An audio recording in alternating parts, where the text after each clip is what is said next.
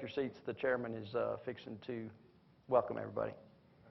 We'll take it in 3, 2. Well, good evening, everybody. I want to welcome you to a forum on technology affecting community safety. You know, it's interesting. We do live in the 21st century, and as I go around and do my ride-alongs with the young officers, a couple things strike me. First of all is that they are very, very comfortable with the technology today. But they're also very aware that the other side is just as comfortable with the technology. So we have to be one step ahead of them because people are using technology for good today, for the most part, but there's also those who use it for other purposes.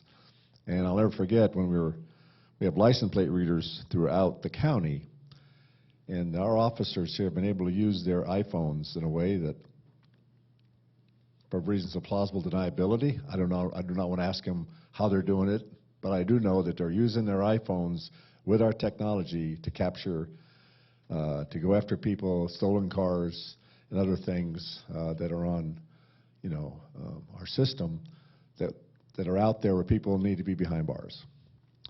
And I'm very comfortable and really, really pleased to see that they're excited about complementing what we're doing with the county, using their own intimate knowledge of technology to make this a community where we can all safely work, live, play, and pursue our dreams. So I really appreciate Commissioner Burrell doing this forum tonight. Really appreciate all our officers, even those that have gray in their head, letting our young officers go out there and show their best and have confidence in them to let them use their skill set and their innovative creativity to make this a really great place to live. So with that, should I give it to Commissioner Burrell, or you want to start, Stuart? All right. With that, Commissioner Burrell, thank you for doing it tonight. Thanks for having tonight, and let's be prepared to learn something really great about this great county. Thank you, sir.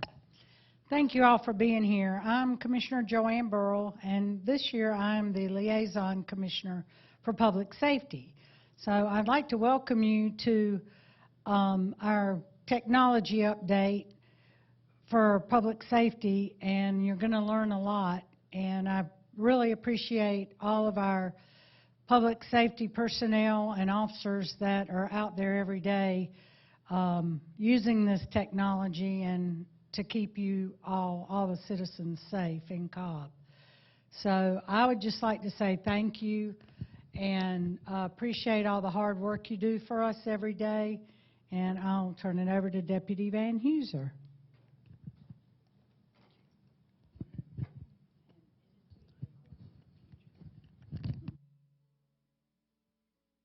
Good evening.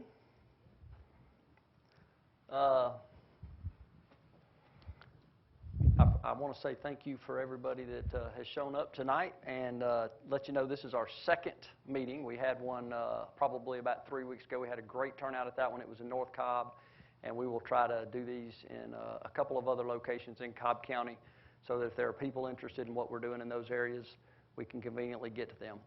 But at the first meeting, I was remanded for having a technology meeting without recording it and putting it on our website so that everybody could see it. So that's what we're doing tonight, and I do appreciate the chairman and Commissioner Burrell helping us with this presentation tonight and allowing us to record it. And I want to thank the fine members of Cobb Communications Channel 23 for helping us as well. And I want to thank our community for coming out and listening. This is for you. We want you to know what we're doing.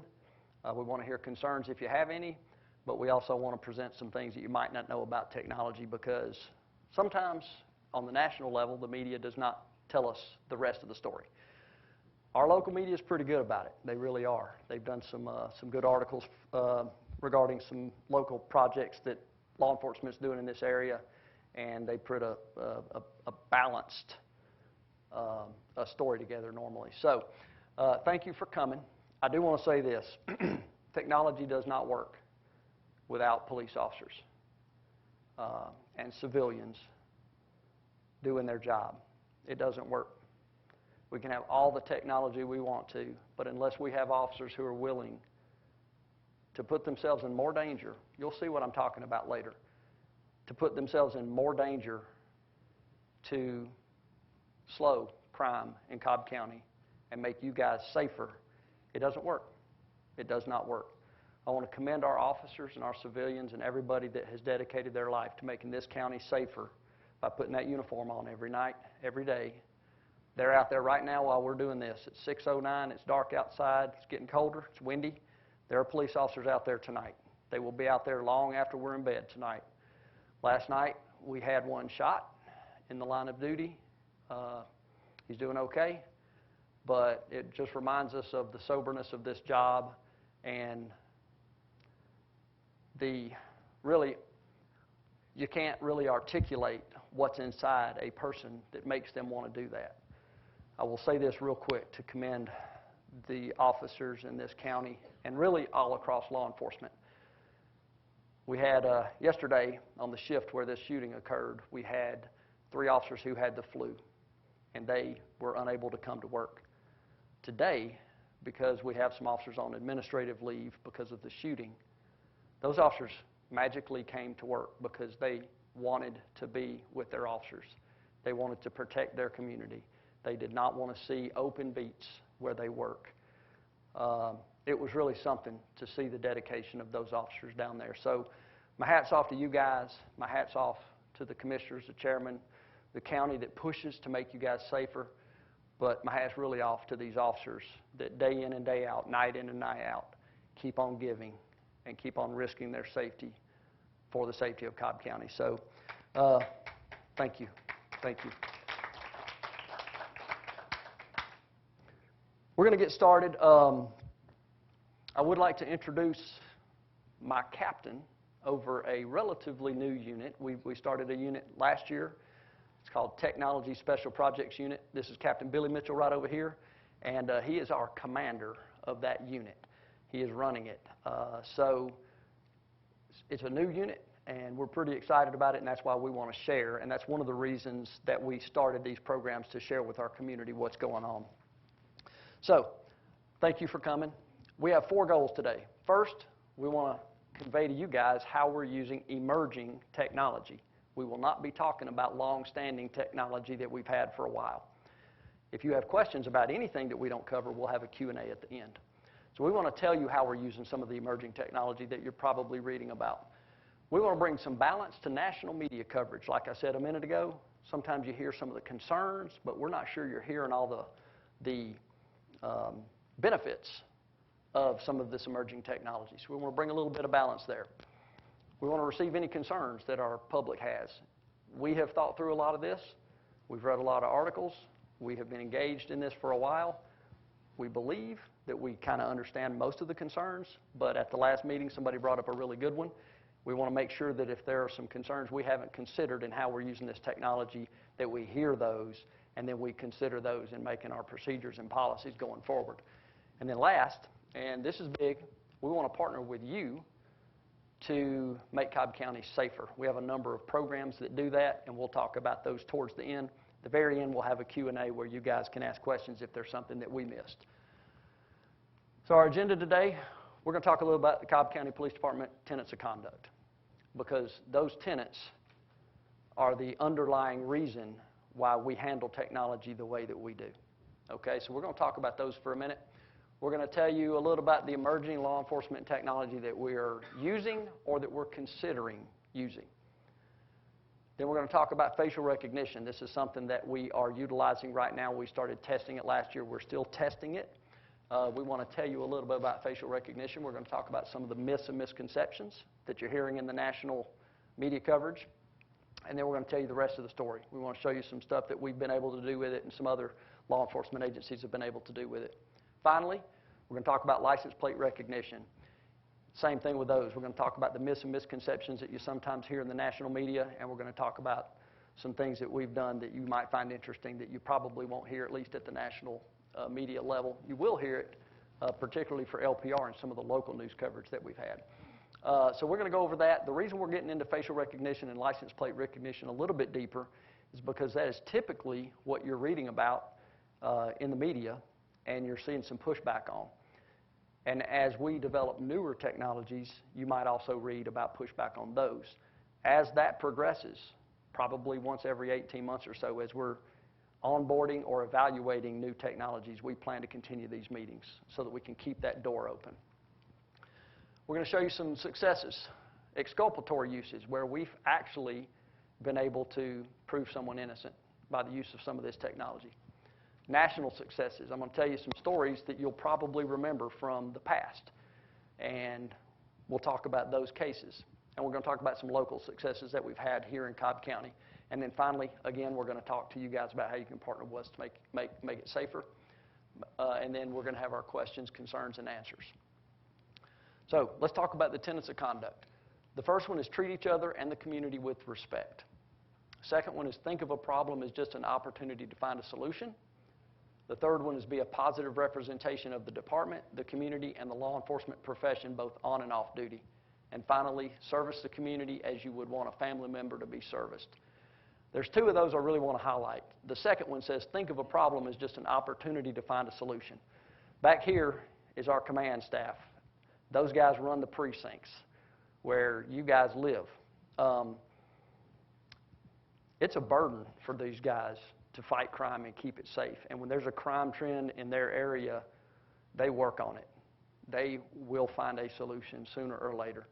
Collectively, we work on it. We take the precincts, we take our special units, and technology. We're going to show you how those merge in some of these examples tonight. But those guys are the ones that when they have a problem, when there's an outbreak of crime in their zone, it's just an opportunity for them to find a solution. And what I have noticed about this department is that they're very, very creative, and they are very persistent. They don't give up. So we're going to see some of that today. But as it relates to technology, a lot of what they come up with forms the basis for what Captain Mitchell starts looking at as far as onboarding. We had an idea last week about some cameras that I had never heard of, and that came from this command staff because they were having a problem and they were thinking outside the box to solve that problem. The other one that I want you to be aware of that I think affects this subject matter is service the community as you would want a family member to be serviced. Some of what we'll talk about tonight are privacy concerns. I do not want to be spied upon. I do not want my family to be spied upon. Some of the things that are happening on my smartphone are disturbing to me. So I don't want the Cobb County Police Department to do that. And I'm not sure that that narrative is out there. So we want you to kind of know the collective character of Cobb County Police, and that we want to treat you guys like we would want our family to be treated, and that's with respect. So we'll talk a little bit about that. Why we do what we do. You know, these guys always have meetings with the community about various issues. One of them, of course, is crime. That's what we do. There are some pretty sad stories we hear at some of these meetings. The last precinct that I commanded before I got this position was Precinct 2, which is where I grew up. Precinct 2 has always been one of our leaders in crime, particularly in violent crime. And when you have meetings and you hear some compelling stories from your citizens that you are sworn to protect, it's pretty moving, and you want to correct it. I think every one of them back there has a story that has motivated them to stay in this profession, or 2 stories, or 3 stories. I'll tell you one from that area when I was there, and you know, I think a lot of us take for granted our safety, but in some areas, it's just not that way. Some areas, children are woken up in the middle of the night with gunshots, and I heard a parent, 2 parents actually, telling us that their children would routinely be woken up by gunshots, that they would be afraid, that they would come into the parents' room to be comforted, and they would refuse to go back to their bed. And the parents routinely had to allow the children to sleep with them in the bed because they were afraid. They were afraid to go back and get in their bed because they thought they might possibly be shot and killed in the middle of the night. I know this area, it does have routine gunshots. It's disturbing to us. So we just want to fix it. That's what those guys and gals want to do. They want to fix it. That's what drives them to look towards technology. That's what drives them to look towards traditional policing that we do, surveillance, undercover work, that kind of thing. It's that. It's caring for those families, their quality of life. It's the violence that some of these areas are experiencing. It's true violence. It's disturbing violence. That's what does it. That's why we do what we do. Sometimes we're not painted that way, but that's what we do. That's why that officer got shot last night. And that's why those officers that didn't have to come in tonight, that's why they're down there right this second working, because they care about their job. So I think by the end of this presentation, you will understand that our character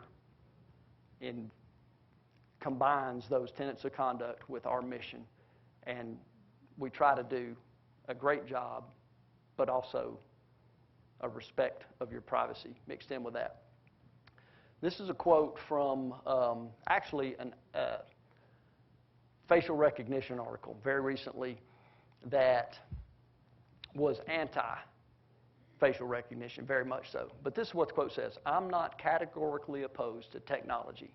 It can help us solve criminal cases more quickly, apprehend child abusers, terrorists. What I am opposed to is the use of it without proper safeguards by law enforcement." And I can tell you, we're opposed to that also. We are opposed to that also. By the end of this presentation, I hope you'll see that, because most of what we do are safeguards that we place in place.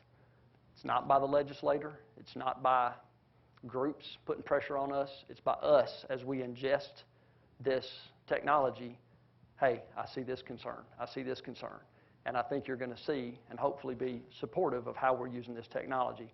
But if for some reason you see that we have missed something, that's what we want to hear from you tonight. And there's three basic types of oversight. You have judicial, legislative, and procedural. Judicial means that we have to go to a judge to do it. So let's say, for example, that we have a homicide, there's a phone on scene, we want to search that phone. We have to go to a judge, we have to get an order from a judge to do that. That's judicial oversight. That's good. That's what we want. Legislative oversight. A couple of years ago, the state of Georgia decided to pass a law about license plate recognition. Before that, there was no legislative oversight. We're good with that as long as the legislation takes into account the benefits of this technology. Finally, the last one is procedural. If there is not a judicial review and there's not a legislative oversight, then the department can still put its own oversight in place. And that's the one that law enforcement agencies don't have to do, but they can do. And that's the one that we do. So I want to show you some of the stuff that we do, and we'll do that throughout this presentation. Some of the stuff that we are looking at doing in the upcoming year. One of them is school zone speed cameras. We had, I don't know if you guys remember, but about 2 years ago, we had a crossing guard that was hit on VMH, and it was a horrific accident, and she was deceased on scene. That was during school hours when the kids were crossing. The kids witnessed it. It was a horrendous accident. We had a fatality accident a few years ago where a small child was killed getting off a school bus, and that inspired the school bus cameras that you now see, if you've noticed those. Now, that's an old program. We've had it for a while. What we found out was that drastically reduces the number of cars that pass the stop arms on a school bus. This program, we know from looking at what other agencies do, that it slows down cars by an average of 11 miles an hour, period, as soon as they do it. They put up signs, we warn people, and there's no doubt that it slows people down in active school zones. We're very interested in this. It's quite complicated to get off the ground, and we've been working to do that for several months, and we are considering doing that in the future. Real-time crime center. Now, this is a large undertaking. It's something that we're interested in doing and something that we're talking about doing. What this is essentially is a center that digests lots of different information from lots of different sources. For example, it could have camera feeds from various locations coming into one central location. That location is manned by police staff, civilian and sworn, and when an incident happens, they can grab camera feeds from where they need them. of course, is only done with the consent of the camera owners. It would be a partnership with various areas in the county. What else it can have is something called Shot Spotter or something like Shot Spotter. Basically, the ability to automatically detect where gunshots are coming from. Will triangulate and pinpoint the approximate location, and it will actually dispatch officers so that in the event that citizens are so used to hearing gunshots that they do not call 911, we're able to actually still dispatch way faster. Sometimes we never get a call on it, and we're able to get out there. There are many other things that this thing can digest. We have license plate recognition program. It can bring that information in.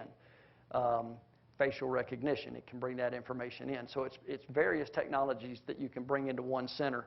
And the best way to really describe this is to tell you a story. We were able to go on a training trip to New York City to see how they utilize technology. That trip actually helped us to perfect some of the things I'll show you tonight. But one of the things they have is a real-time crime center. They showed us video footage, and they went through what happened on this particular case. And what happened was, very early in the morning, the streets were empty. There was a shooting. That shooting was picked up by Shot Spotter type technology. That's how the officers were dispatched. Nobody ever called the police on this particular call at this time. So the police were en route. The real-time crime center was manned. As soon as that happened, the system actually takes the cameras in that area, automatically rewinds them about 5 or 10 minutes, and starts playing the video footage so that the operators in the real-time crime center actually see about 10 minutes prior to the shooting what's actually happening.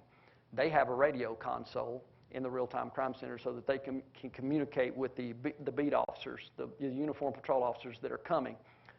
They see the shooting. They basically see the shooting. They see several people shoot this subject. I think he was shot 7 times. He was deceased.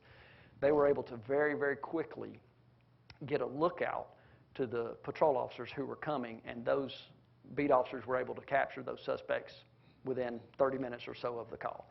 So it was a great example, and that's really the best way to describe to you what this real-time crime center does.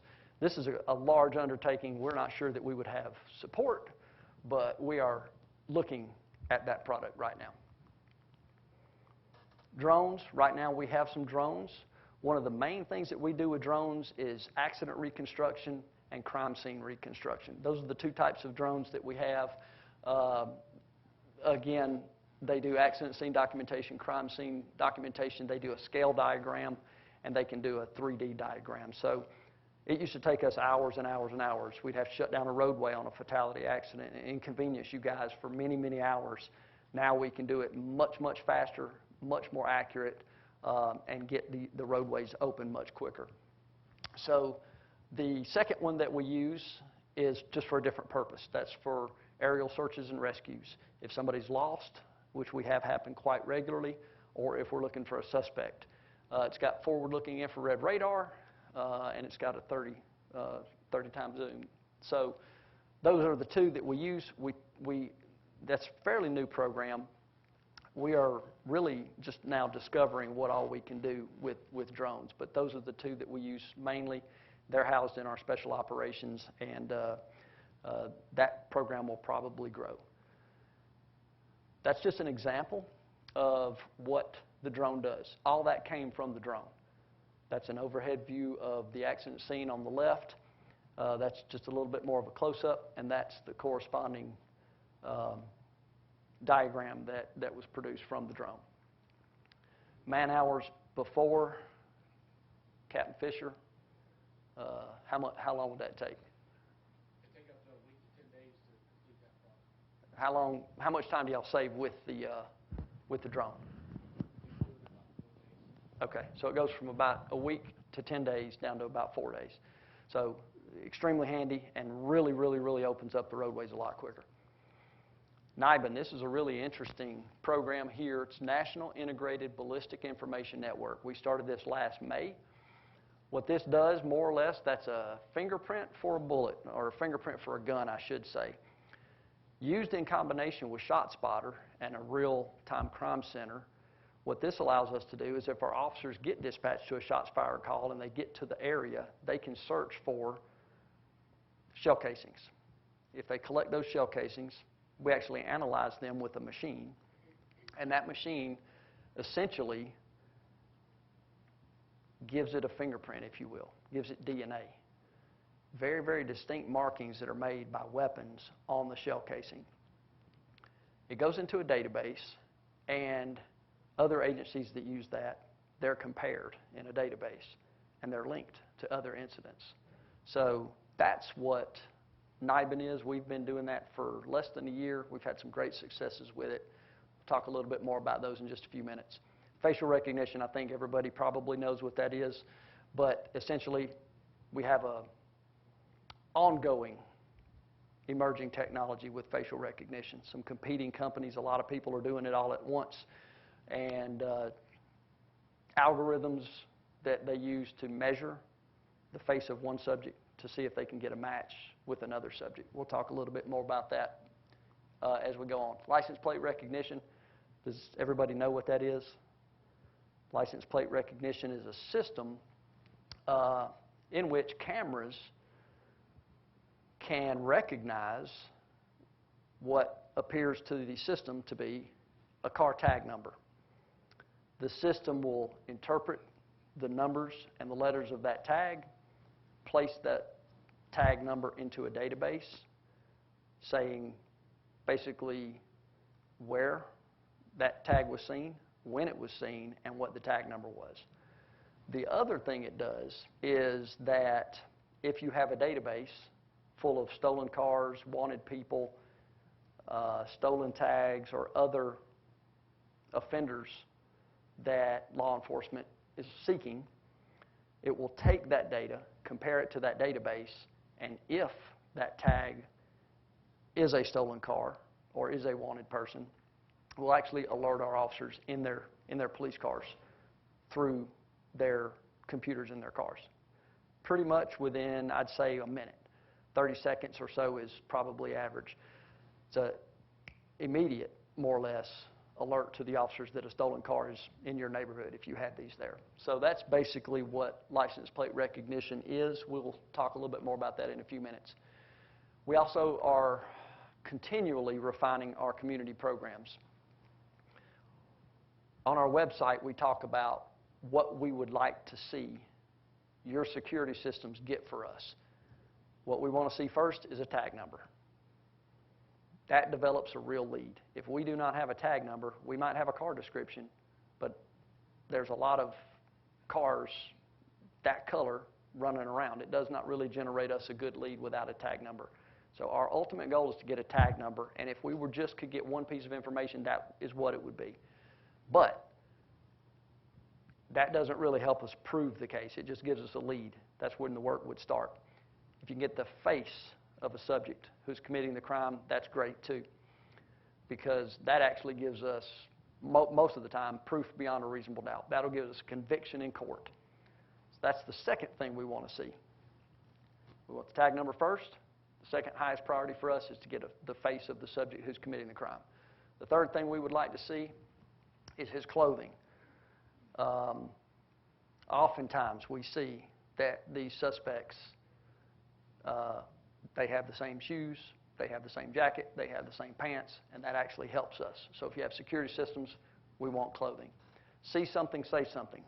We want you to utilize 911 as you should, which basically means if you see something suspicious, we want you to call us very quickly. Don't call somebody else. Don't talk about it. Don't justify it in your head. Call us very quickly. Give us the information. We'll be on the way. If you figure out that everything is okay, you can cancel us later. There's nothing more frustrating than being that officer that just happens to be in the right area at the right time. And I remember a call like this. It was actually down on Whitlock. It was a suspicious person at a bank, and it was a male who parked across the street from the bank who's coming towards the bank with a mask on. I was on top of it. I asked radio, how old is the call? And they said 10 minutes. He was on the interstate before I even got the call. So it's frustrating for somebody to wait 10 minutes. It's not only frustrating, but sometimes it can cost people we've got some horrific stories about people just kind of justifying stuff, and there were some very dire consequences. I won't go into those cases. We want you to call the police. We will always treat people with respect when we're investigating a suspicious person. That's another tenet of conduct that we talked about earlier. We're going to treat people with respect. That's our job. Your job is to call us. If you find out it's okay, you can call us back later. So those are the things that we really want from our community. We have programs where you can register your Ring cameras with us. We want you to do that. We've got CCPD Connect. That's where if you just have a security system at your house, you can register that with us. If we have a crime in that area, we will contact you to see if it's okay if we review that material. If you're okay with it, then we'll review that material, and that often gives us leads. License plate recognition. That's what we talked about just a few minutes ago. That is becoming much less expensive, much easier for homeowners associations and businesses to actually purchase now. So we want you to do that if you can and if you support it. And we want to partner with you on that. And then, of course, we want you to use 911. As we said, that closely relates to this. See something, say something. All right, so let's talk a little bit about some of the myths and misconceptions that we're seeing. As we read these on a national level, we want you to hear the other side of the story. So what are some of the things you guys have heard about emerging technologies in law enforcement? Yes, sir. Facial recognition doesn't work if you wear sunglasses. Okay, facial recognition doesn't work if you wear sunglasses. Anything else? On personal privacy. It infringes on personal privacy. Yep, and facial recognition, license plate recognition, both. Mm-hmm. Yep, what else? Have you heard anything good about either one of those? Okay, like what? Just examples of being able to catch criminals or stop people. I've heard about the ring community, people catching rings of people stealing packages and things like that. And where did you hear that story? I think it's like the AJC. Okay, the Atlanta Journal-Constitution wrote a story about Ring cameras and how they caught some package thieves. It was them exactly, but Yeah, I remember that article. I think they called it Porch Pirates. So good job, yeah. And I do see that our local media does a pretty good job of showing some of the success stories of this. But this is an example. This is what this is an article right off the internet. It says you are being tracked, and they're talking about license plate recognition. We're going to talk about that a little bit. Facial recognition. These are directly from articles that we've read and things that we've seen over and over and over. That says facial recognition software. With Amazon's help, Big Brother is watching. What we hear sometimes in the media, and don't get me wrong, we're hearing in the media, some of these concerns are completely legitimate. We just want the other side of the story to be told as well. So we're not necessarily saying that, hey, these concerns are not valid. They are valid. But it says, hey, facial recognition sifts social media photos, scans and identifies you in public, 96% error rate, and that it's biased. These are the things that you hear. Facial recognition, this is the rest of the story. Let me tell you a little bit about how we use it here in Cobb County. First of all, as you saw here, it says it sifts social media photos. Our contracted service takes bookend photos. That's the one that we use. We are testing one that also uses bookend photos. These bookend photos are publicly available. They're available to anybody. We utilize those. We do not, the services that we use do not sift social media sites or anything like that. We only use bookend photos, and we elect to do that. We do not scan the public. We don't have cameras at large gatherings scanning people hoping to find a fugitive. We have read about that. We have some concerns about that, and so we don't do that. What we do is we take a picture from video surveillance of an actual crime that has occurred that we are already investigating. We will take that picture We will compare it to our database of bookend photos, people that have previously been arrested for various crimes, and we will see if we can match those two. And that's really the extent of what we do at Cobb County right now. We have procedures for the use of facial recognition. That is not mandated by a judge. When we talked about the 3 levels of oversight earlier, that is not mandated by a judge. That is not mandated by a law. That's mandated by Chief Cox and vetted by the commanders, Captain Mitchell, and myself as to what procedures should be in place. Some of those procedures are this. You can't do it unless you have a legitimate law enforcement reason. You can't do it without a case number. So you have to give us a reason. It's logged into the system. You have to give us a case number, and we audit that information. We do a sample audit every year, and we ensure that the officers that are utilizing this technology utilize a case number and a law enforcement reason. Then, after we have what we call a match, we have the photograph from the crime. We have a bookend photo that matches in our mind. We then corroborate that with other evidence. We don't just get a warrant because 2 guys look the same. We corroborate it with other evidence, which is, in this day and age, a lot easier than it used to be because we have digital evidence that allows us to do some stuff that we could not do before. And we also have traditional evidence like an interview with a suspect. Typically, if he did it, we will easily catch him in several lies. A lot of times we'll get a confession, a false alibi. There's so much evidence that we can get after we develop the corroborating evidence from the initial facial recognition hit. Does that make sense? Okay. License plate recognition. Again, it tracks my movement.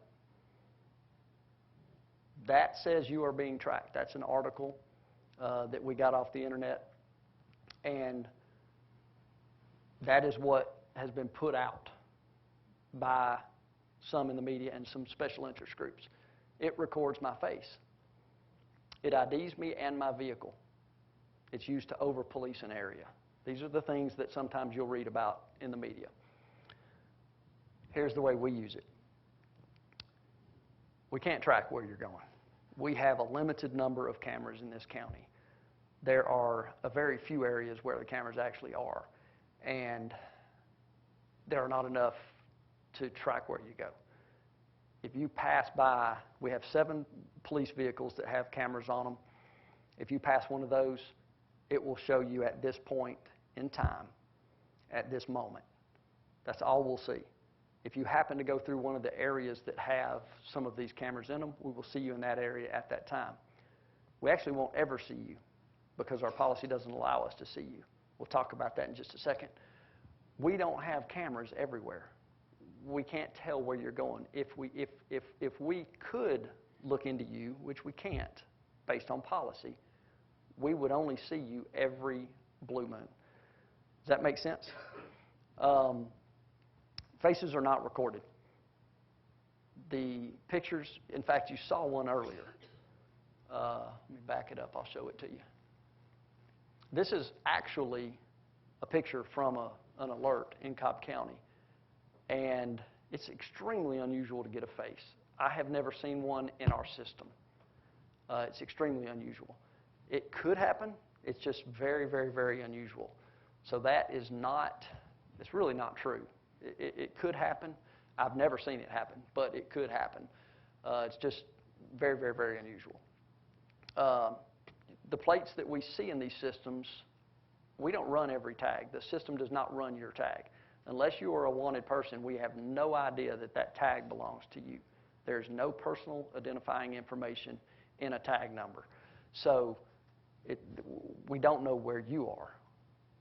Even if we could search for you, which we would not be allowed to do, I'll tell you about that in a minute, it's a tag number. It's not associated with you at all. Our policy on access, which actually refutes every bit of that above, is this.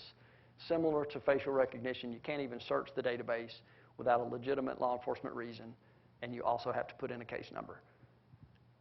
Billy, Captain Mitchell, audits that once a year, and it's auditable in the system. The system that we use actually has an audit feature so that we can do that.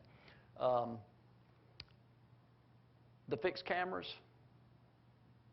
one of the concerns that we've heard is that you're over-policing my area. You're putting these cameras in place to get a suspended driver's license or no insurance. Our mobile cameras do actually alert on everything. The officer in the car can pick which alerts he wants and which alerts he does not want. Our fixed cameras, the ones that are actually stationary, we only have serious offenses alerting the officers because the volume would be entirely too high to have all of those alerts. What we alert on are stolen cars, stolen tags, fugitives, terrorists and gang members, and missing people. Did I miss anything? No, we don't. Yeah, sex offenders in parks. So those are the only alerts that we get with our fixed program.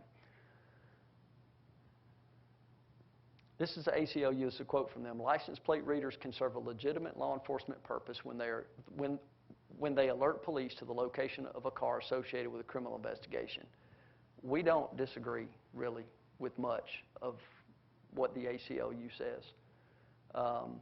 That's true. It's also true that unfettered access to LPR could be abused. That's why we, as a department, put policies in place. We actually had a policy in place on license plate recognition before there was a law. We restricted it before there was a law. Our policy is actually tighter than the law is. The law says that you can keep the data for up to 30 months. Our policy says you can keep it for 24 months. The law does not require that you have a case number associated with a search. Ours requires that you do. So ours is actually tighter than what the state of Georgia requires. I want to tell you a few stories about what you don't often hear in the national media. First of all, I want to talk a little bit about exculpatory uses, and I'm going to be really, really quick on these. The license plate recognition.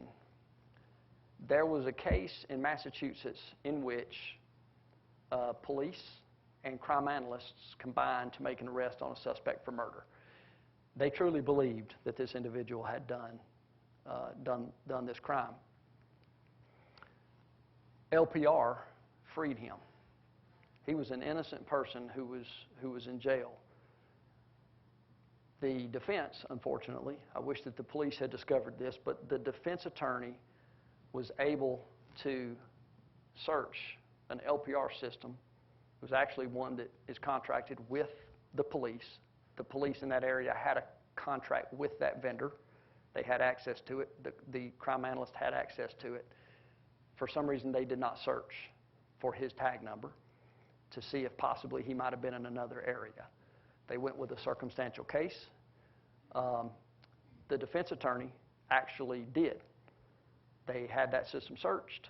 They put his tag at a convenience store in another town at the time of the homicide.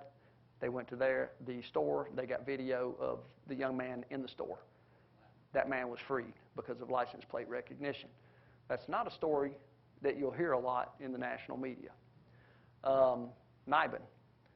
This is a very interesting case. Happened in Macon. A young man and his wife, might have been his girlfriend, it was his girlfriend, I'm sorry, not his wife, were involved in a domestic dispute. The young man had a 9mm handgun. Just so happened that he had a shell casing, spent shell casing in his living room floor.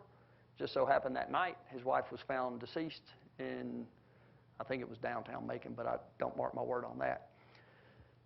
He spent 2 years in jail awaiting trial. Meanwhile, we had an officer who used to work here at Cobb County Police Department who now works for the ATF. His job is to promote this NIBIN program that I told you about earlier, where they fingerprint, more or less, the shell casings so that we can associate it to a gun.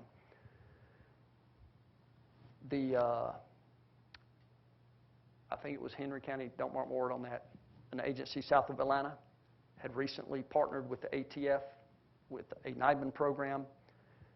They collected a gun on a subject that was in a park after dark. That's all it was. They ran that gun. They found that it matched Macon's homicide. They later built a case on the man that was in the park after dark, and were able to charge him, and the young man was freed. That was a similar case to the LPR case, except he spent 2 years in jail. Facial recognition, and I don't have a lot of information on this one, but there was a police officer who was arrested for armed robbery that facial recognition, actually the algorithms in facial recognition disproved that he did it, and he was set free on that. I don't know if anybody has ever heard of the name Maximilio Mejia. This is actually a pretty recent case, and this is one that when I read it, it came from the New York Post. I searched for this case every day for about a month to see if any other news agency picked it up. Some little local agencies did, but no national news agency picked this up. This case, a young lady in New York City was walking home from work very late. She had a very long walk home from work, and while she's walking home, Mr. Mejia was following her unbeknownst to her for several blocks. The opportunity arose for him to actually take her into a secluded area, which he did. He began to disrobe her. She began to beg and plead that he discontinue the assault. For some reason, he did. After a time, he relented. He asked her not to call the police, and he left. Because of the real-time crime center that New York City had, they were able to pull up the cameras in that area, and they were able to actually get a picture of him from one of the nearby cameras pretty quickly. They have a facial recognition system. It's a pretty robust system. All it looks for are people that have booked in to the New York City Police jail. It doesn't even cover the whole state. It's only New York City Police inmates. They put his face into their facial recognition system, and they got a positive hit within 24 hours. That was Mr. Mejia. They were able to arrest him. Mr. Mejia was out on bond for rape of a 73-year-old lady. He was 20-something years old. That's facial recognition, and that's a story that I cannot find on any national media outlet except for the New York Post. These are the types of stories that we want you guys to know about, and I'll tell you a little bit more about why I want you to know about them in a little bit. Vester Flanagan. Does anybody recognize that name? Okay. We've had one person recognize that name in all of our presentations we've done about. We had some smaller presentations with a community group that we do, and one person in one of those meetings actually recognized that name. You might not recognize the name, but you might remember the story. Do you remember several years ago there was a live newscast? It was a female reporter, and during that live newscast, a subject with a pistol approached and shot and killed the person being interviewed and the reporter. Y'all remember that case? The suspect was named Vester Flanagan.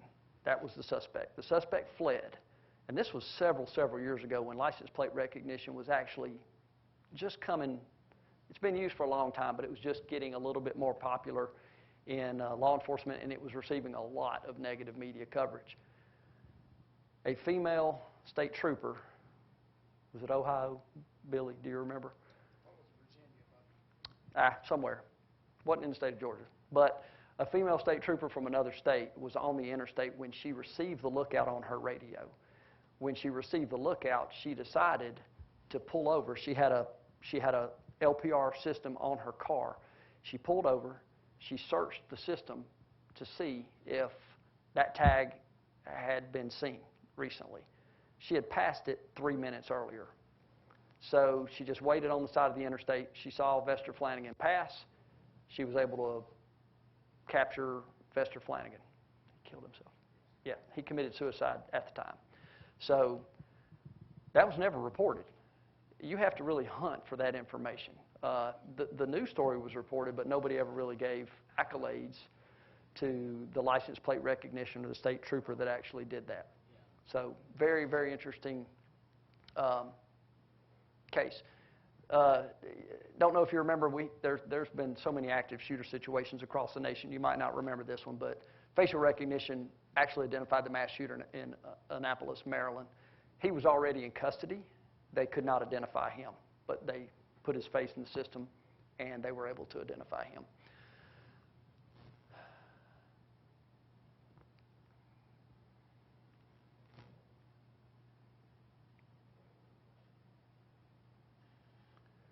This is, NIBIN doesn't really get a lot of pushback. There is some pushback. I'm sure you've never read any of it. I won't spend a lot of time on this, but I will tell you that I think we've had 80 associations or so with our NIBIN program, and this was one of them. And I know we put too many words on there that makes you read instead of listen, but I can tell you what basically happened is we got a call in Zone 4. That's this one, right? That a gentleman was trying to shoot his way into an apartment. So we got there. The Zone 4 officers were able to take the guy into custody, and that weapon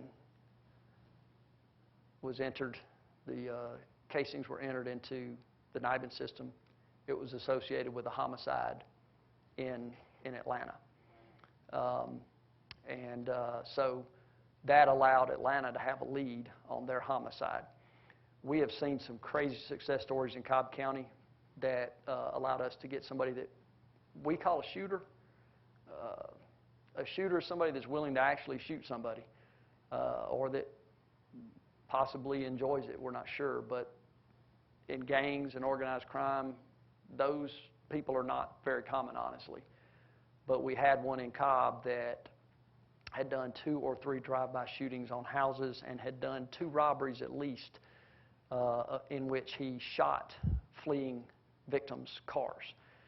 We were able to capture him and his companion through NIBIN, and pretty much that is what our lead was the NIBIN lead. Great case, great follow-up by our intelligence unit, our violent crimes unit, to actually capture him. I feel certain that this program and the hard work of our police officers saved a life on that one, maybe more than one. I want to tell you a little bit about facial recognition, and this is actually, we're talking now about, these were national stories that we talked about a few minutes ago that you might recognize. The ones that we're talking about now are local stories that you probably don't know about. This young man was a burglar, a commercial burglar, hitting in the middle of the night, stealing various things from businesses, and then he would commit fraud after that with checks and so forth that he was able to find. He was wanted by multiple agencies all over Atlanta, and he was habitually hitting. He was hitting in Cobb County regularly, and nobody could figure out who he was. The day that we started testing facial recognition, Detective Heath Neal from Precinct 3 put a picture of this young man. That's the actual picture that he put in. That came from a video camera that one of our fine citizens had that had the foresight to get us a face. Remember, I told you, we want a tag first, we want a face second, we want clothing third. We got a face there. Not a real great picture, to be honest. There's far better pictures that we've got from some of our citizens' security cameras. But he put it in, and those are the returns he got. And they felt like it was him. They did some research, they did some background, and they were able to identify him as the suspect and clear, I don't really know how many cases, but I know there was at least 4 or 5 different agencies in Cobb County, or in Metro Atlanta, looking for this subject, so we were able to clear those. That was our very first attempt at facial recognition, and that's unusual. You know, you don't get a hit every time you do it, but we got lucky on our first one. And it got a lot of excitement for the officers and the detectives out there because we had success on that first one. This is another young lady that was wanted in connection to crimes all over Georgia, not just Metro Atlanta. What happened on this one was we had some Precinct 4 detectives who got a lookout from another agency, and they were like, wonder if I could identify this person. We did have a case at another precinct with her as well. The detectives put it into the facial recognition system, and we were able to identify her. And then, of course, we got corroborating evidence, and we were able to make an arrest. There's a great, several articles written about this, and this is one of the articles. She was a member of the felony lane gang, similar crimes all over Metro Atlanta and Floyd County. Said right there, Cobb County Police broke up the case with a positive identification. Doesn't give us, any credit for the facial recognition, but we didn't really release that. So it was a great case that was made here locally. This is another picture. Of course, we've zoomed in on it from one of our license plate recognition cameras. This case was in our highest crime beat, our most violent beat. It's the beat where I told you about the story in the beginning about the children that were having trouble sleeping. That is the area that this camera is. From that car, because our officers took the time to go find it, they got a wanted fugitive who, of course, ran during the foot chase. He threw a stolen pistol. Got another wanted fugitive who threw a different stolen firearm. And then they found another stolen firearm in a black bag at his feet, red bandana. That's just one. We have stories like this time and time again from these license plate recognition cameras. We just started this program last March. This was 1 week. Let me put this in context for you. As a police officer, all these guys back here, and Captain Mitchell and myself grew up doing traditional policing. And it was a challenge to get a stolen car with a suspect in it. We could find them all day long at the mall that were dropped off, and we could tow them in. But to find one with a suspect was unusual. And there were days when, as young officers, we would challenge each other to try to find a stolen car that day. And we would run around, and we would run tags all day long. And it would actually irritate some of the other officers because it was tying up the radio. We tried that often. A good police officer could get a stolen car maybe once every 6 months with a suspect in it. Very unusual. And it was hard to do. This is 1 week from one unit. This is our K-9 unit. They're not even really, they're K-9 units. They're not really supposed to be going out and trying to find stolen cars. But this is 1 week. Four stolen cars, 3 of them with an arrest, 1 of them just a recovery.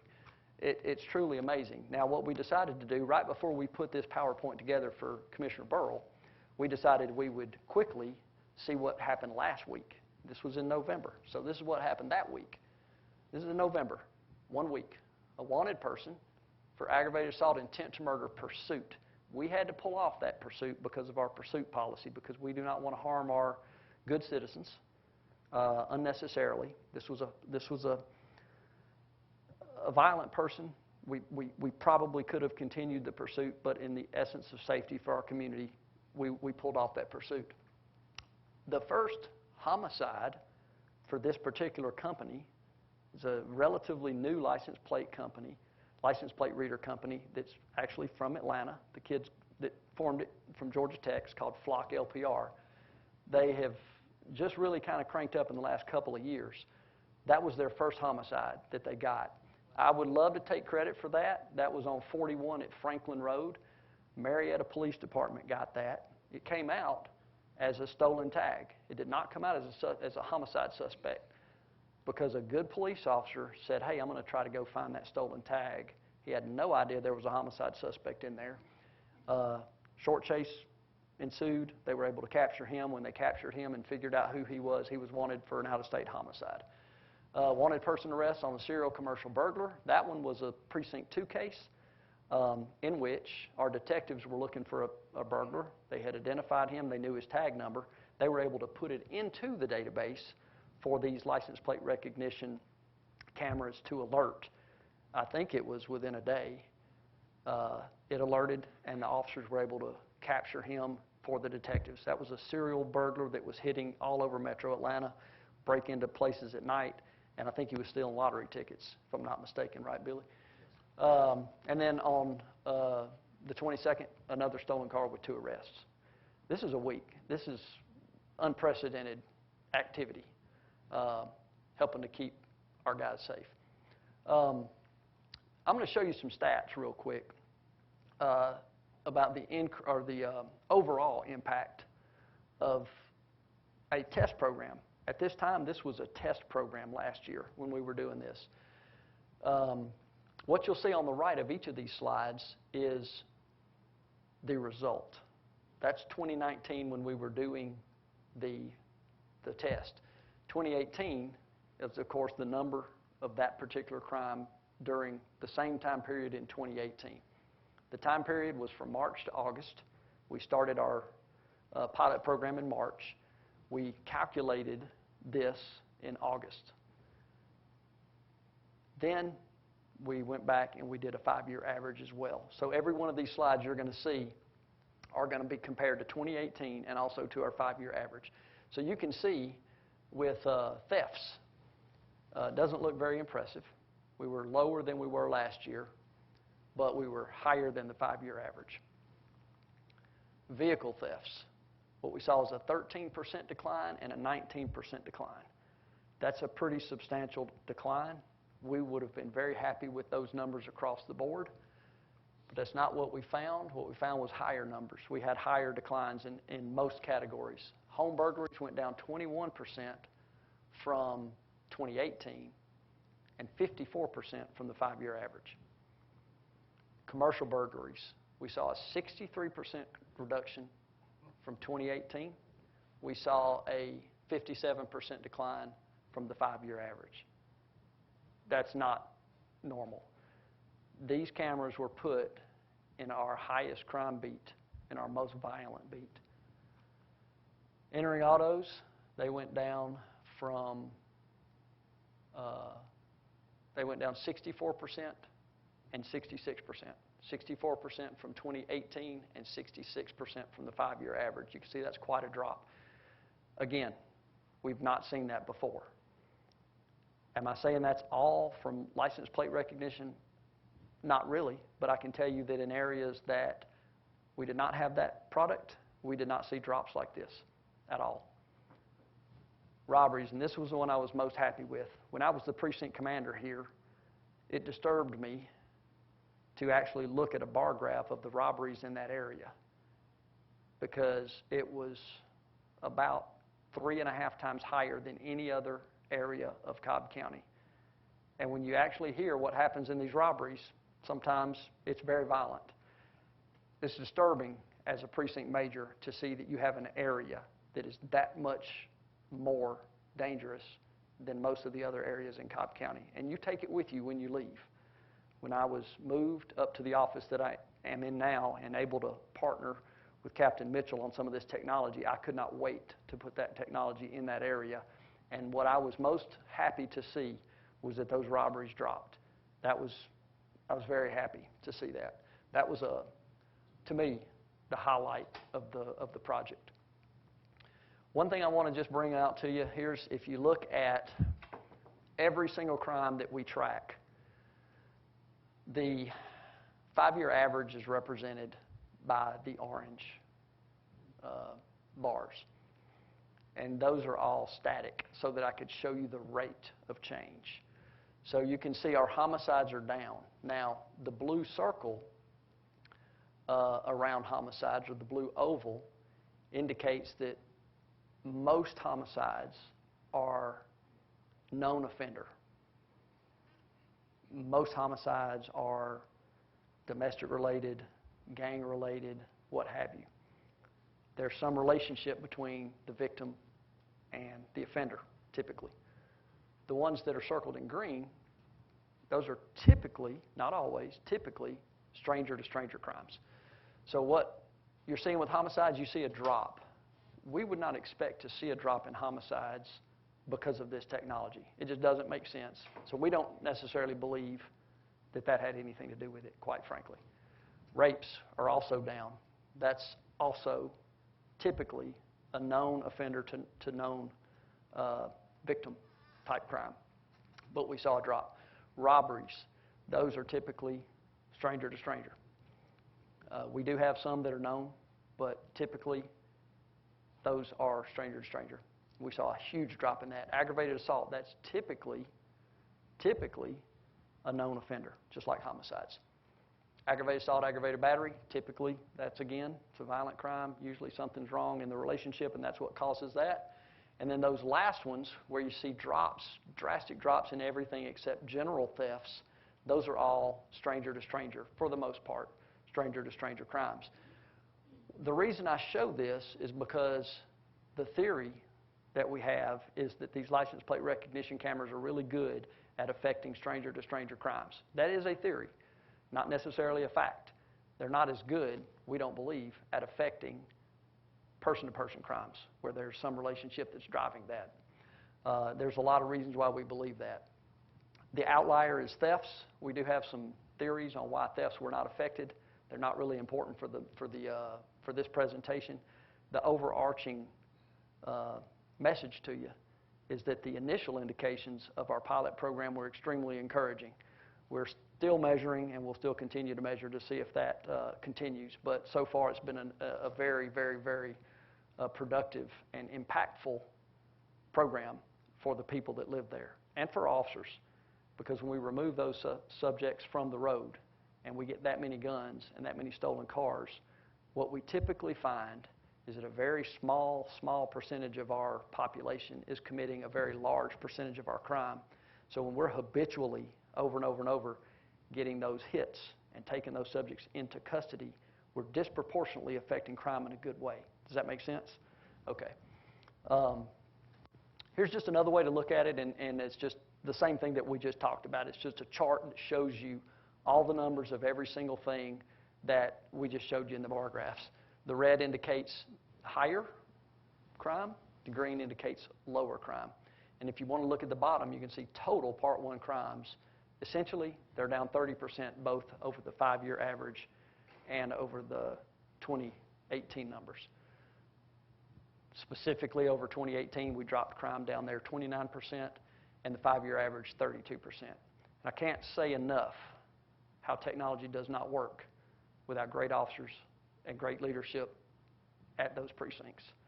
It doesn't work. Those things can alert all day long, but unless those officers are willing to go out there and try to capture them, which is only putting them in more danger, it doesn't work.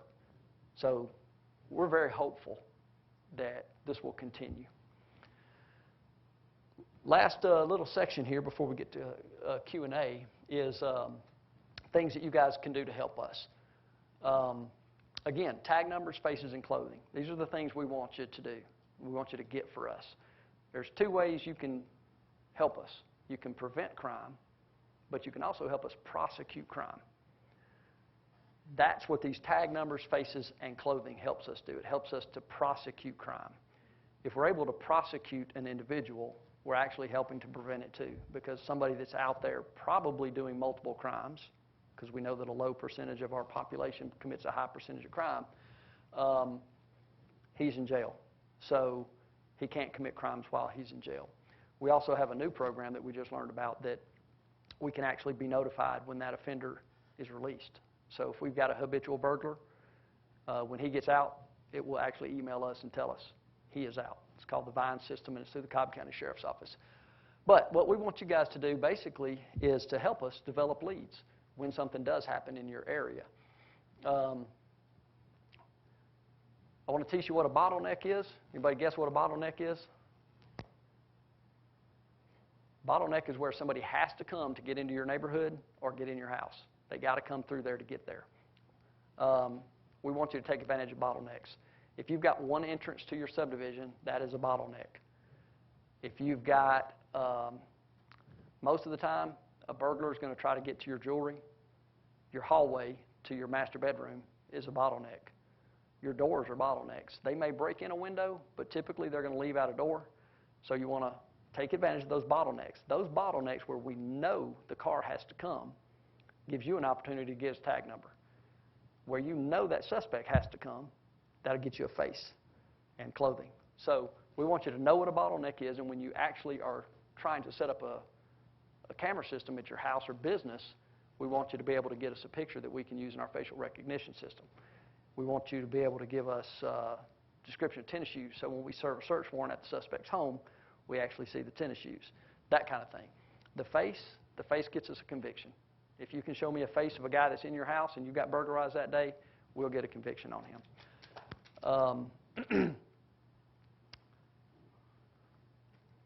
So what do we want you to do with bottlenecks? Basically, we want you to exploit them.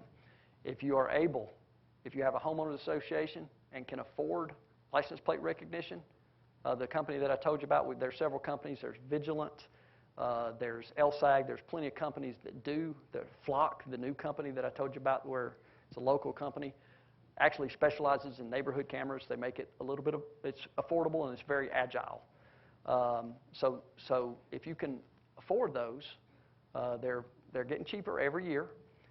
We would love to have a license plate recognition system at your subdivision entrance and exit.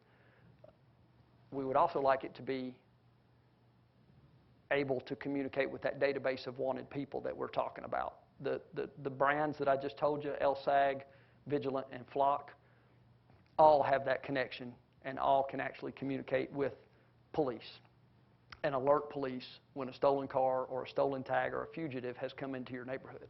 That is our primary wish. If you cannot afford that, then we would love to have a camera at your entrance of your neighborhood that can get us a tag number.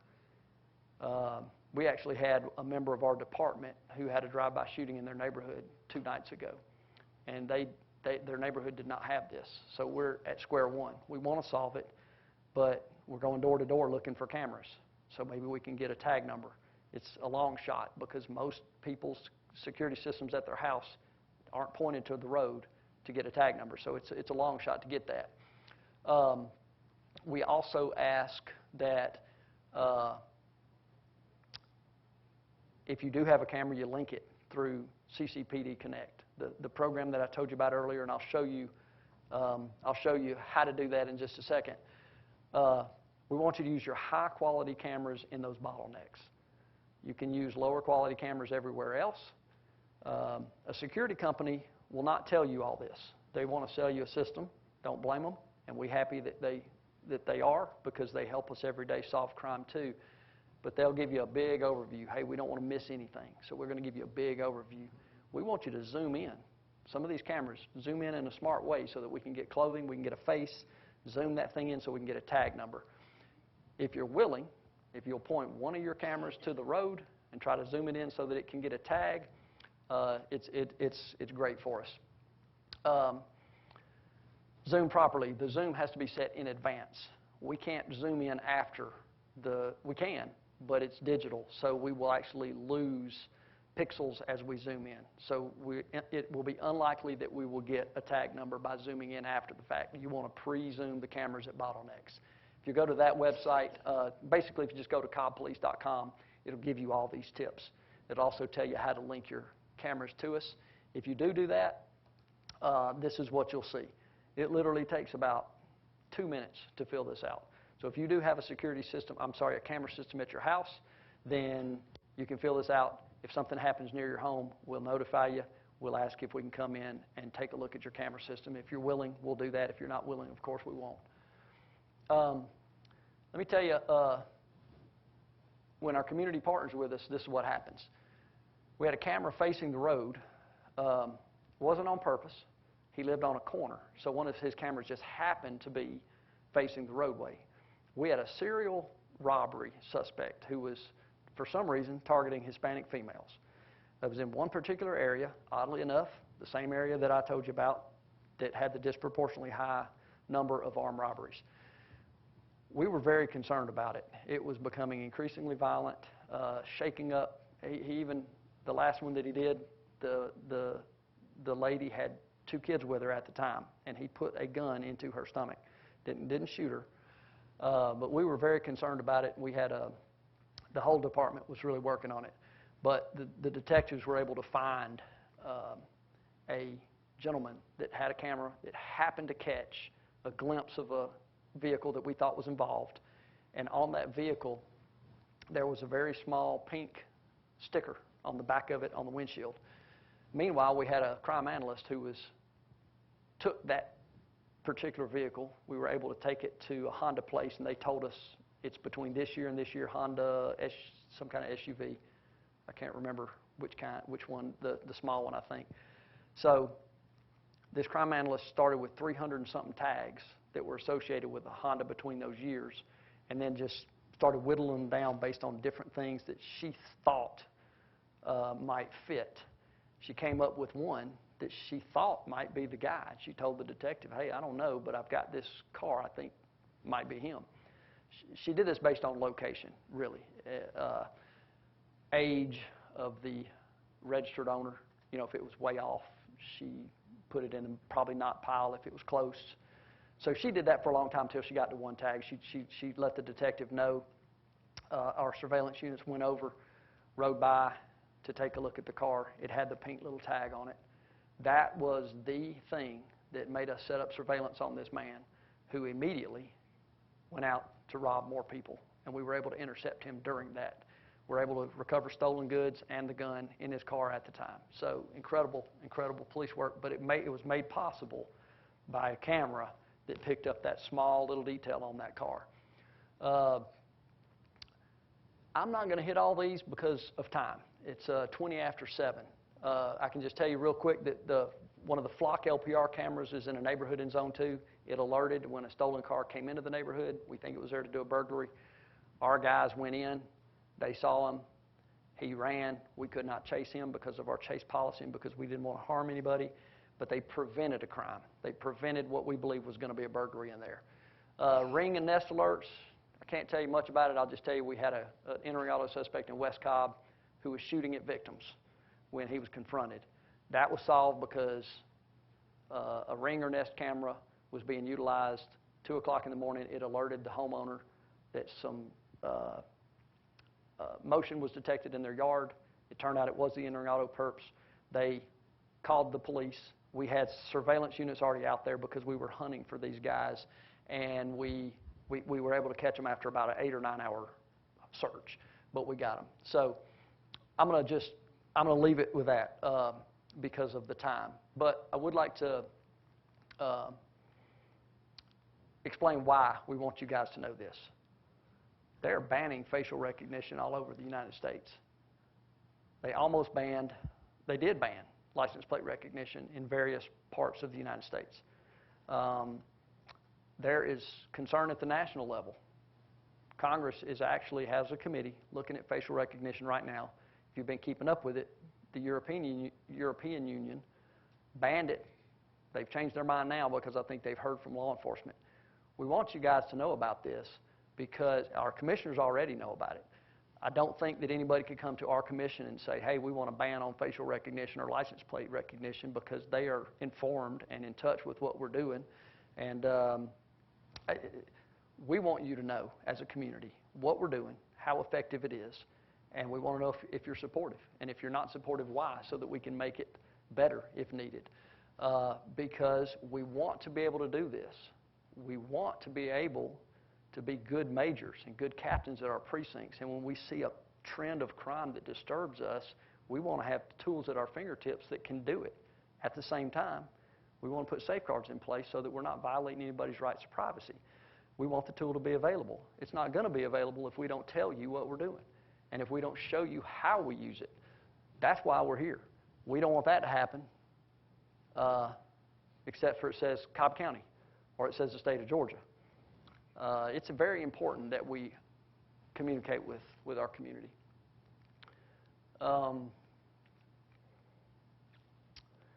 This is basically a quote from Daniel Hall, the young man that was arrested in Macon. He said, if it wasn't for technology, I wouldn't have been believed. They did a whole interview on him. It's a pretty neat story. The father said, I always ask God to reveal who would kill my daughter and why. Today I'm relieved to know that he is behind bars. I never gave up, but kept the faith. That's a dad that lost his daughter to a stranger. She didn't even know him. Just really astounding what some of this technology is doing. Questions, comments, concerns? Let me get that. Hey, Cornelius, you got the mic. We can get this on video. Thank you.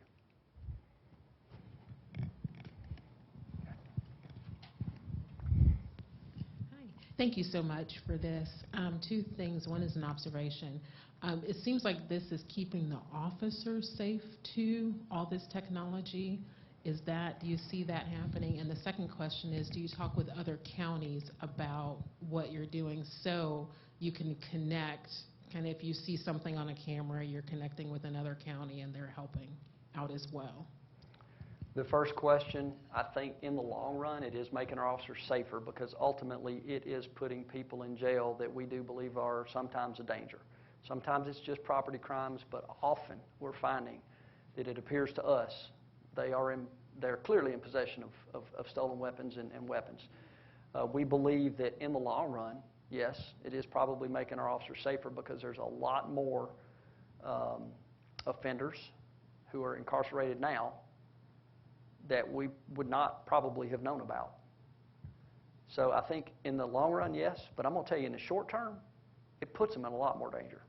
That's why these officers are absolute heroes.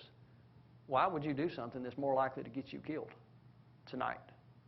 These flock hits are going off right now. They're very, very, very consistent. So I actually think in the short run, it's probably a little bit more dangerous for them. They have gotten great at developing strategies to safely take these offenders into custody without endangering our public and with lowering the risk to themselves. I can't commend these officers enough for the ingenuity that they have shown in learning how to capture and properly utilize this technology. They've done it on their own. It's really been a neat thing to watch. So to answer your question, I think in the short run it actually puts them in a little bit more danger. In the long run, I believe it probably makes them safer. Without a doubt, it makes Cobb County so much safer. The second question, yes, we do communicate with other agencies. Actually, Captain Mitchell had the foresight to begin ongoing license plate recognition meetings with Marietta. Basically, all the cities in Cobb County utilize it, and so we're strategizing together. We also are telling them about these meetings that we're doing because we think it's a smart idea for all agencies to do this type of thing, and most of them do. Most of the agencies in Cobb County, man, they're outstanding police agencies. But on a larger scale, the Urban Area Security Initiative, UASI, we participate in that, and it's basically an organization that helps us coordinate between the large metro agencies to share information like this, to link systems. The ATF is the same way. When we started our NIBIN program, we have included our cities, and the ATF, we link with these other cities that utilize ATF. So we get a lot of help from the federal government in helping us to reach out to the local agencies. So yes, we do coordinate between law enforcement agencies. Both good questions. Thank you. Any other questions, comments, or concerns? I have a comment. Does anyone from the audience have any questions before I comment?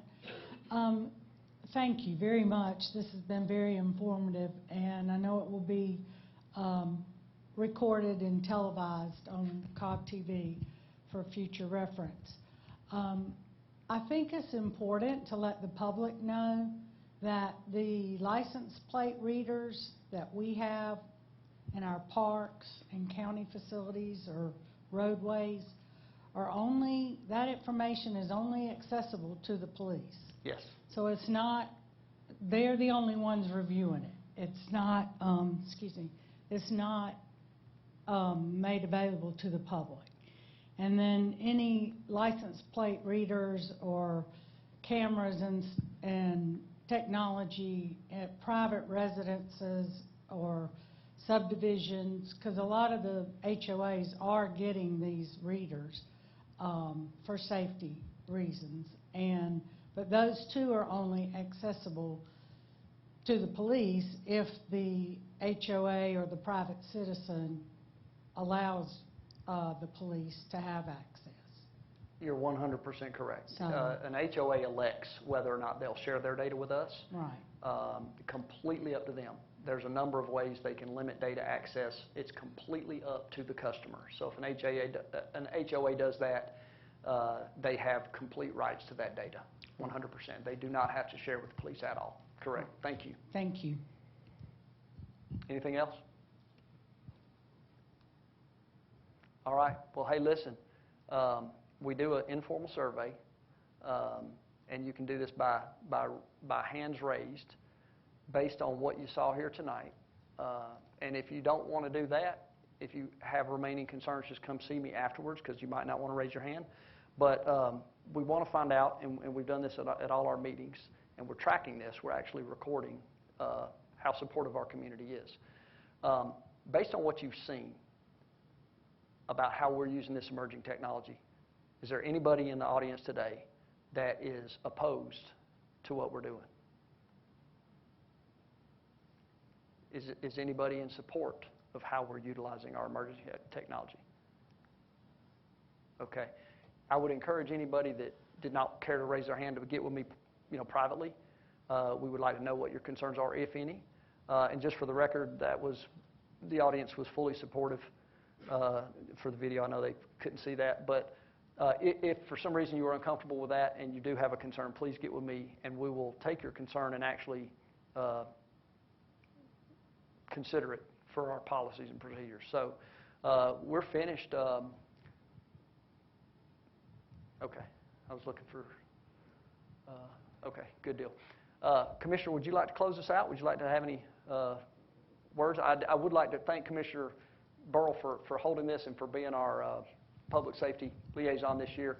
She's wanted to do that for a long time, and we wanted to have her for a long time. So thank you so much, Commissioner. I ask for it every year, but yes, I'd just like to say thank you to those here, especially to our officers who put their life on the line every day to protect us, to the citizens that came tonight to hear this great information, and also to the audience out there on TV that will be viewing this in the future.